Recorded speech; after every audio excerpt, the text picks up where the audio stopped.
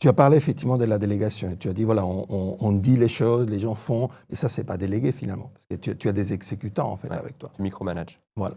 Et donc, être capable, en fait, de mener des personnes à devenir autonomes dans ces processus, justement, des délégations, c'est ça, en fait, qui est important. Parce que c'est là où tu vas leur donner la possibilité, justement, de commettre des erreurs.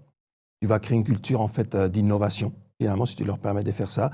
Et tu vas créer une culture aussi d'amélioration. Ouais. Parce que souvent, ce qu'on oublie, en fait, quand on a une tâche à déléguer, et que nous, on considère qu'on l'a fait à 100%, d'accord, c'est que quand on a démarré cette tâche, on la faisait peut-être à 20, 30, 40, on l'a menée à ce qui est notre 100% aujourd'hui. Peut-être que quand j'ai pris cette tâche, que c'était un 20, 30, 40, quelqu'un d'autre me l'avait délégué. Et pour lui, c'était déjà son 100, en fait. Tu vois? Donc, aujourd'hui, en fait, quand je dois déléguer une tâche, je peux la déléguer à partir du moment où la personne à qui je la délègue fait la tâche au moins à 80% aussi bien que moi. Pourquoi? Parce que quand elle va prendre cette tâche-là, bah, elle a besoin d'un peu, on va dire, des marges d'amélioration où je vais mentorer et accompagner la personne. Mais après, peut-être que c'est 80, 90, 100. Aujourd'hui, c'est son 20, 30, 40%. Elle va mener cette tâche à ce qui serait peut-être mon 130, mon 140, mon 150%. Si je ne lui donne pas ça, je ne pourrais pas faire ça. Tu vois? Et donc, ça permet aussi on parle justement des 5 niveaux de leadership, d'accord, avec John Maxwell. Le premier niveau, en fait, justement, c'est le niveau positionnel. Je suis le chef. Et donc, les personnes me suivent parce qu'ils le doivent, parce qu'on a cette relation hiérarchique. Le niveau 2, c'est le niveau de la permission. C'est basé sur la connexion. Je connecte avec les personnes. John Maxwell, dans la loi de la connexion, nous dit je connecte avec le cœur avant de demander de l'aide, avant de demander la main de la personne. Mais je connecte avec son cœur d'abord. Et ça me permet justement de passer au niveau 3, quand je demande la main, qui est le niveau production. Où là, en fait, je produis, mais je produis aussi avec mes équipes. Et là, je dois commencer à être chef d'orchestre. Et le niveau 4, c'est le niveau où je développe les personnes, où je commence à développer des leaders, comme tu disais tout à l'heure. Tu vois, et là, voilà, le côté chef d'orchestre devient encore plus important et on produit personnellement beaucoup moins parce qu'on produit au travers des personnes. Voilà. Si tu devais garder un seul élément, un seul ingrédient qui permet à un individu de devenir un leader, ce serait quoi? La remise en question. Okay. C'est être ouvert, en fait. Parce que je pense que dans toute formation, dans tout coaching, dans tout événement en fait, qu'on peut faire, ce qui va faire la différence, c'est qu'on laisse entrer.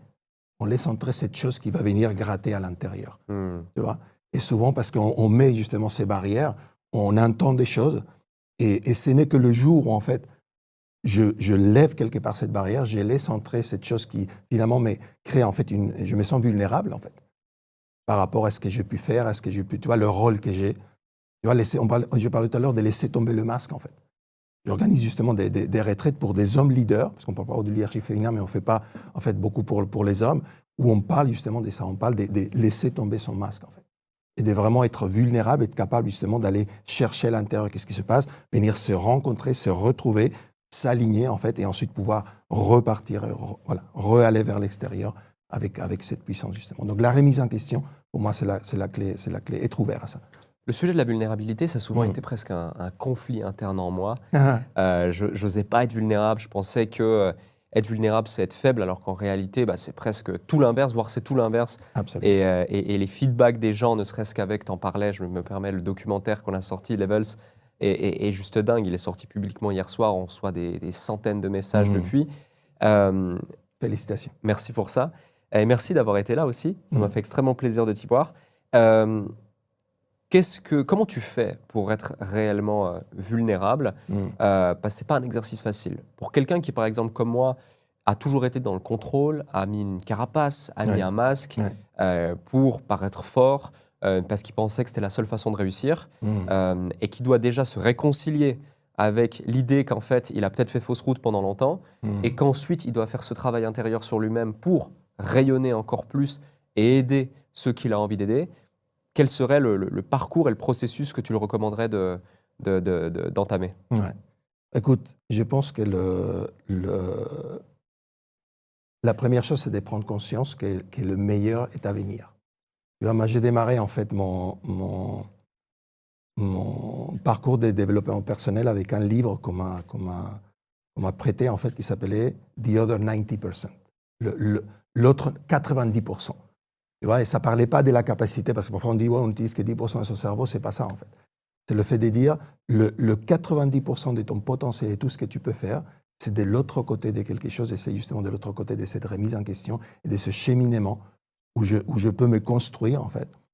Et donc, quand on commence à regarder un petit peu, à gratter et à comprendre d'où vient, en fait, nos façons de fonctionner, nos façons de penser, que le fait que les choses qu'on a accomplies aujourd'hui, en fait, c'est limité par des croyances qui nous ont été données parfois par nos parents, parfois par nos profs, parfois par les premières expériences, en fait, qu'on a vécues dans la vie, et que finalement, ça a été des programmes, un peu comme des logiciels dans un ordinateur. Hein. Quand on est à un certain âge, nos parents, par exemple, nous ont dit, quand on allait au parc, on ne parle pas avec des inconnus.